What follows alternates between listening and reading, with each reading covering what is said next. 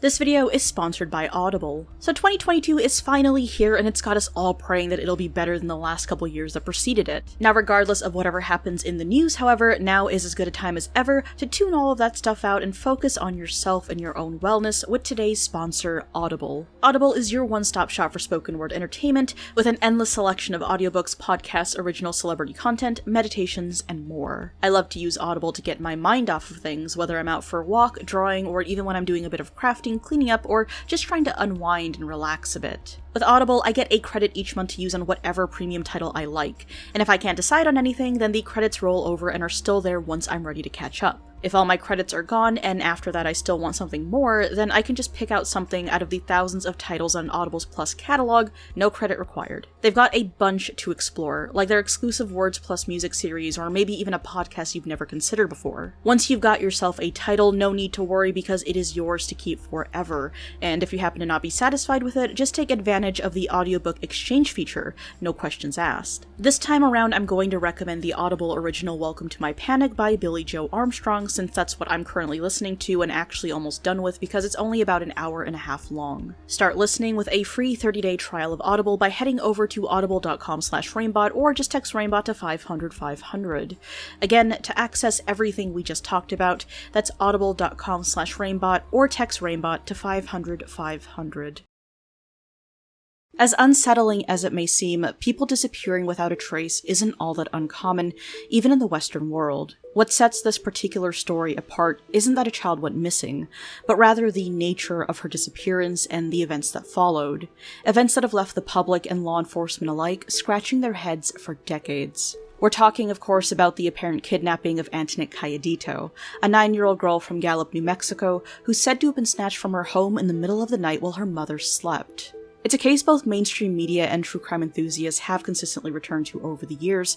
However, in spite of, or perhaps because of, this level of attention, Anthonette's disappearance has consistently fallen prey to misinformation, lackluster research, and a miasma of baseless claims. Here, we'll attempt to clear up some of that confusion and give you the most comprehensive look at this case to date.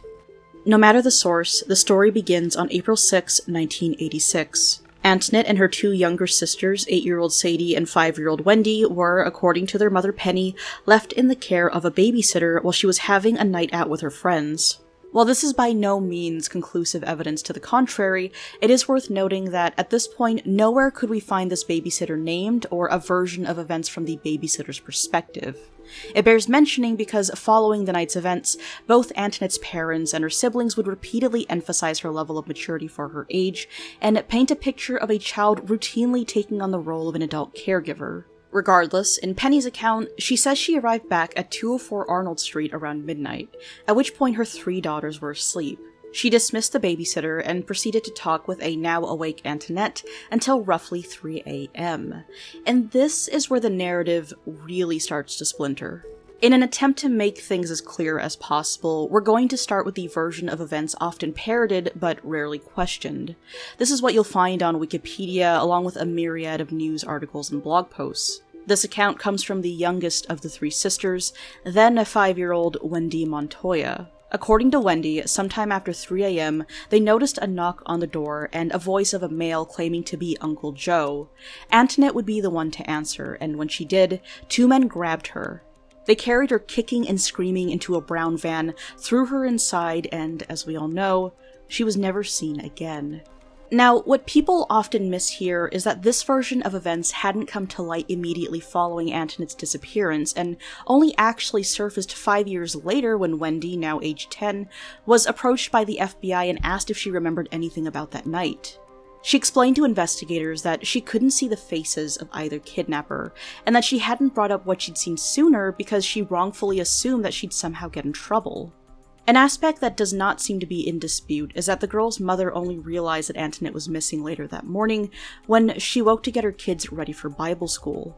We'll cover this more in detail shortly, but for Wendy's revised story to be believed, we also have to believe that she witnessed 2 grown men snatch her sister, and then chose to go back to bed without telling anyone, which, while possible for a child who may not grasp the severity of the situation, is certainly worth questioning. It's also worth considering the child's age at the time of the kidnapping, how removed this retelling was, and that she'd later go on to say, quote, "I really don't want to say I remember everything about Anthonette. I don't. I just go off pictures and off stories I was told as the years go by. I really don't remember her. It hurts me. 30 years is a long time not to know who your sister was." While none of this means that her story is untrue, we do feel there's too much uncertainty here to consider this absolutely definitive. The second version of events comes from the middle sister Sadie by way of Anthonette's father, Larry Estrada. According to the girl, sometime after 3 a.m., she and Anthonette had heard someone at the front door, but because neither of them recognized the man, they decided not to respond and instead went back to bed.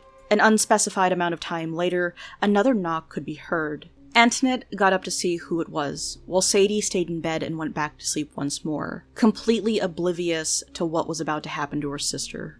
Sadie would tell investigators that she couldn't describe the first man at the door, and that she didn't see who was there the second time. Notably, she didn't seem to mention her sister Wendy at all, although it is possible that the youngest of the girls followed Anthonette, and that Sadie didn't realize given the fact that she stayed put and went back to sleep. Now, adding even more fuel to this already unwieldy fire is a news article from the Albuquerque Journal published on December 13th, 1987, which mentions Sanita, presumably Sadie, having recalled hearing a man and woman's voice after the second knock, who allegedly identified themselves as an aunt and uncle. Apparently, they had asked, "Hurry, we're cold out here, open the door." Another source from the time would simply say that the girls had heard someone at the door and that Anthonette alone had gone to see who it was and simply never returned. No matter whose account we're looking at, though, it's important to remember that we're dealing with very young children who, regardless of the exact nature of what went down, experienced the trauma of losing a sibling at a time in their lives where such a thing was going to be especially hard for them to process. As if this situation wasn't difficult enough to unravel, the two sisters have seemingly been estranged for decades at this point, and so far as we can tell, have actually not discussed the night in question as adults in order to clear up any potential discrepancies in what each of them remembers. Now, when we hear something like this, it's easy to let imaginations run wild and assume that it alludes to some kind of disagreement related to the disappearance. What we can confirm, however, and thanks to her openness about it, is that Wendy Montoya did struggle with addiction throughout her teenage years and into adulthood. While she thankfully seemed to have conquered her demons later on in life, it's fair to say that relationships have broken down over things far more trivial than addiction, so their parting ways might have been sparked by any number of things rather than anything more conspiratorial.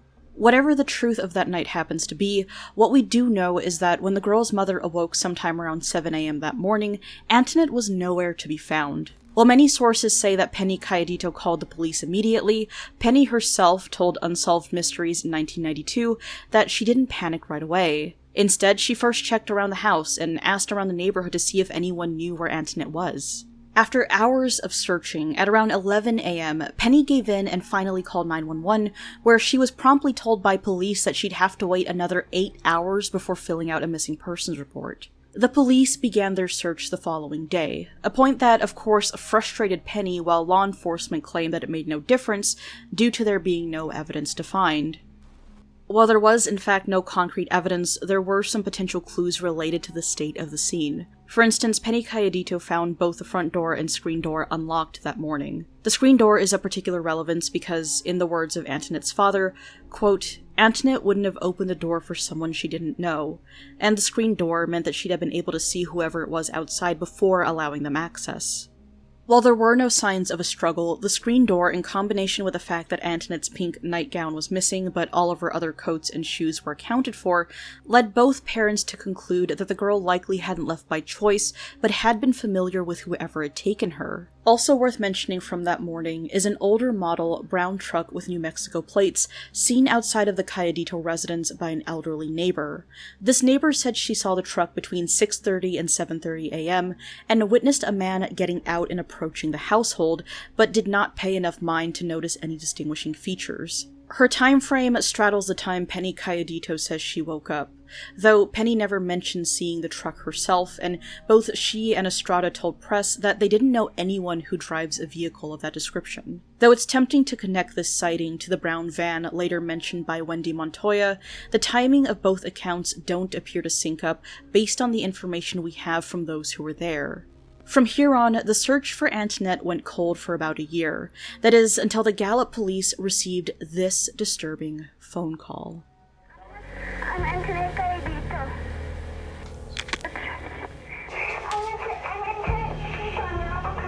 Okay, whereabouts in Albuquerque? Hello? Anthonette, where are you? Anthonette? Hello? Now, while it's possible the call was nothing more than a cruel hoax, Penny Cayedito didn't seem to think so, having said, quote, "It was her voice. I would know my baby's voice anywhere." She'd also say, "I don't think they mean to harm her.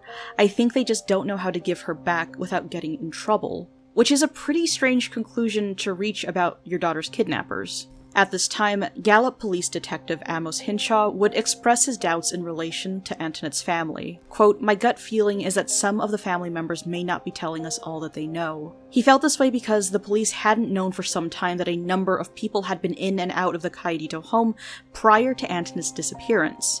On top of this, law enforcement had independently gathered information that was later confirmed by the family, much of which the family could have just given them up front in order to aid the investigation. This echoed the belief of some of the public, who seemed convinced that the family knew more than they were leading on. The phone call, though it was reported on right away, wasn't actually released to the public until January of 1989, at which point it was broadcast on the radio. Investigators held off on doing so for a while because they feared that, should they make it clear to the girl's captors that it was the police she'd called, they might be putting the child at risk. They chose to release the call in the end, both because of how much time had passed since they'd received it, and because the case was at a complete standstill. Doing so did renew interest, but sadly did not lead to any significant progress. Later that same year, another twist was in store, one that to this day seems to have been misinterpreted and misrepresented in a way potentially detrimental to the case. On September 5th, 1989, Anthonette's intellectually disabled aunt, Luisa Estrada, also disappeared. She'd set out on an evening walk, something she did often, and failed to return. Unbeknownst to her parents at the time, 25-year-old Luisa had begun to frequent bars and go to dances during this time frame, something that, while entirely legal, wasn't ideal given her vulnerability. According to her mother and father, her mind was equivalent to that of a 5 to 7-year-old. She was also born with a cleft palate, and had a speech impediment that made her hard to understand. She would scream and cry if she was away from home for too long, which made her parents concerned that she might be difficult for a captor to handle, which might lead to her harm. Reports from the same time stated that she was last seen in a park outside a Catholic church on the north side of Gallup on either September 5th with a man in his late 20s, or on September 6th with a 40 to 50-year-old man. If you read practically anything about Anthonette's case today, you'd be forgiven for thinking that this was the end of her Aunt Luisa. However, that appears to not be the case at all. According to this October 1989 article from the Albuquerque Journal, which seems to have been overlooked for the past several decades, Luisa Estrada was actually found alive in Juarez, Mexico, a month after she went missing. She was first spotted by a family friend who happened to be in Juarez, although this friend wasn't aware that she was missing at the time. When the fact came to their attention, they informed Luisa's father, Modesto Estrada, who went to Mexico and spoke to Juarez police who, quote, "did in an hour and a half what the Gallup police couldn't do in a month." When the woman was found, she reportedly was dirty, disheveled, and had an infected cut on her leg. It turns out that Juarez authorities had picked up Luisa 2 weeks prior to her being reunited with her family, but they too weren't aware that she was considered missing and thus released her at the border. Luisa's story is an important piece of the puzzle because many who were of the understanding that she was never found have theorized that her disappearance and Anthonette's might have somehow been connected, when in reality that does not appear to be the case at all. According to Luisa herself, she was kidnapped by a man in Gallup, had her ankles and wrists bound, and was taken to Mexico by car. "Don't tell your daddy," her captors allegedly instructed. Based on what we now know, it seems far more likely that an opportunist simply snatched a vulnerable woman, and that the two cases are unrelated. Now, we've already covered a lot, but there's still one more strange occurrence we need to discuss before we can wrap up here. In Nevada in 1991, a Carson City waitress reported seeing a girl in her early teens who matched Anthonette's description dining with a, quote, unkempt couple. The waitress would tell investigators that this girl kept dropping her fork, and every time she'd retrieve it for her, the girl would squeeze her hand. According to the waitress, once the group left, she uncovered a note written on a napkin beneath the teen's plate that read, quote, "Help me, call police." Unfortunately, this sighting also went nowhere, but in 1992, this, along with other crucial moments of Anthonette's disappearance, would be reenacted on the episode of Unsolved Mysteries where Wendy Montoya's revised version of events was brought to the attention of the public. The segment also featured Penny Cayedito, who did an on-camera interview for the piece. While the show led to yet more attention, it did not lead to any tangible progress, and to this day, we still don't know what happened to Anthonette. Based on everything we've talked about then, what exactly are the possibilities? First off, Anthonette actually does have an Uncle Joe, though according to the FBI, he had an alibi and a witness to corroborate it, and so is not considered a suspect. Detective Corporal Marty Escobel of the Gallup, New Mexico Police Department stated that he believed the kidnappers were not direct family members, but were close enough to the family to know who Uncle Joe was. Escobel also said publicly that he believes the kidnappers in a brown van version of events to be accurate. Given this, we might have to start looking inward. What of Anthonette's parents? Plenty of outlets seem to be confused about who Anthonette's father even is, mistakenly saying that it's Anthony Montoya. This is incorrect according to contemporary sources, and doesn't make much sense today either, given Anthonette had a different dad to her younger sisters, and her youngest sister Wendy still shares a surname with Montoya. While he's certainly worth considering in his own right, he's not the missing girl's father, and there's very little information to go on regarding him. There are, however, rumors that the actual father, Larry Estrada, had some sort of link to criminals, and that this might mean that he was involved in his daughter's disappearance. While this may or may not be true, he did at least allude to knowing criminals, though in the context of trying to find Anthonette. Quote, "I've got street people that aren't very friendly with the law. I figure I can get more information from the streets right now. Maybe they can bring something to me." The word's out. In the same article this is quoted from, Estrada also mentioned that he was considering taking out a loan to hire a private investigator, so while we can't rule out his involvement, this may indicate that his statement had less to do with being involved and more to do with his lack of faith in police. As for Penny Cayedito, many of the rumors and theories surrounding the disappearance seem to revolve around her, but unfortunately most of what's said about her appears to be pure speculation. Hearsay states that she had strangers in and out of the house routinely, and the idea that she sold Anthonette to traffickers has come about seemingly as the result of someone on a forum believing she had bought a new car shortly after her daughter disappeared, which we've found no evidence of at all. Often mentioned too is a, quote, failed lie detector test she allegedly took, although whether she failed or it was inconclusive seems to depend on who you're talking to, and any source mentioning it seems to be from decades after the fact, and never backs up this claim with any sort of evidence. If this lie detector test did happen, then what questions did she fail on? Lying about how much she'd had to drink would be quite different from lying about knowing where her daughter is, after all. Plus, if these failed questions were related to her daughter's whereabouts, then why didn't investigators seem to believe that she was involved? According to Newsbreak, the FBI named Penny Cayedito a suspect in 2016, though predictably they didn't cite a source for this and no other outlet seems to corroborate it.